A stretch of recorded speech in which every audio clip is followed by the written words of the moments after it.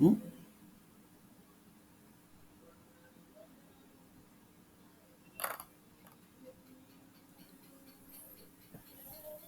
Oke ya, jadi untuk bab 2 di sini sudah saya siapkan materi. Misalnya di sini bab 2 itu ada 3 pustaka, terus kemudian di sini ada jenis-jenis pembangkit listrik ya. Kenapa kok membangkit jenis pembangkit listrik? Karena di awal kita sudah di judul kita menentukan adalah rancang bangun mesin pembangkit listrik. Artinya di sini juga kita sudah harus memuat teorinya tentang pembangkit listrik di bab 2 ya, teorinya. Petinjauan pustaka, jenis-jenis pembangkit listrik. Nah, jenis-jenis pembangkit listrik ini kan banyak. Banyak diantaranya mungkin pembangkit listrik tenaga surya, ada tenaga uap, ada tenaga nuklir, ada tenaga kincir angin, kincir air, gitu ya. Nah, di situ kita masukkan di sini misalnya eh, tenaga surya. Nah, ini ngambil teorinya dari mana atau sumber-sumbernya dari mana? Ngambilnya kan tetap seperti kemarin itu di Google Scholar ya. Ngambilnya di Google Scholar. Misalnya di Google Scholar kita cari pembangkit listrik. Nah, dari limbah ini dari 2016. Nah, kita kopas aja dari sini. Ambilnya tenaga listrik dari beberapa sumber. Menurut si A, menurut si B, menurut si C itu tuh masukin saja semuanya ke misalnya pembangkit listrik tenaga surya. Jangan dari satu sumber. Kalau ini kan dari satu sumber, ini menurut siapa misalnya? Atau si siapa di sini tidak ada ya, tidak ada misalnya menurut Andrian Pitomo gitu. Untuk Andrian W misalnya. W itu misalnya Wijaya 2023 misalnya mengatakan penggunaan energi. Nah, di situ ya. Mengatakan penggunaan energi bla bla bla bla bla ya. Nah, nanti dilanjutkan lagi dengan berikutnya.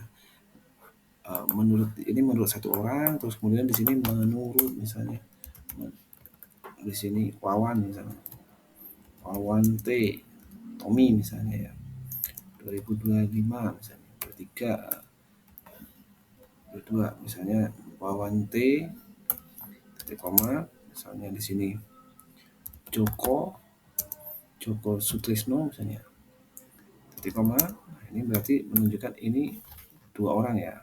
Kalau dua orang bisa kasih T dan nah, gitu, T dan S.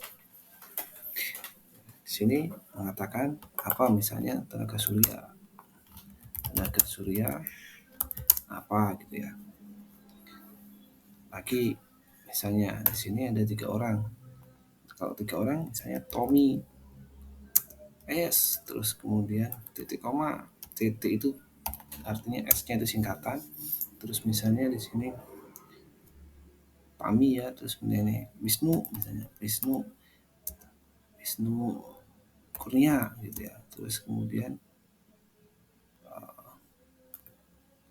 titik koma dan misalnya kita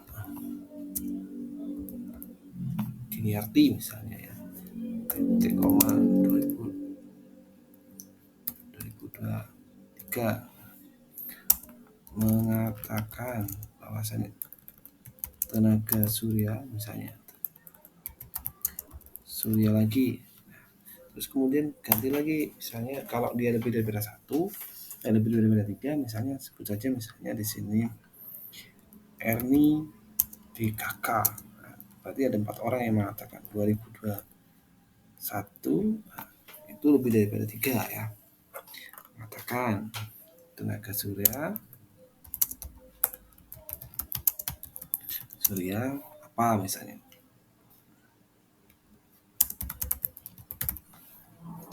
Nah, terus kemudian juga sama dengan pembangkit tenaga uap dan seterusnya ya.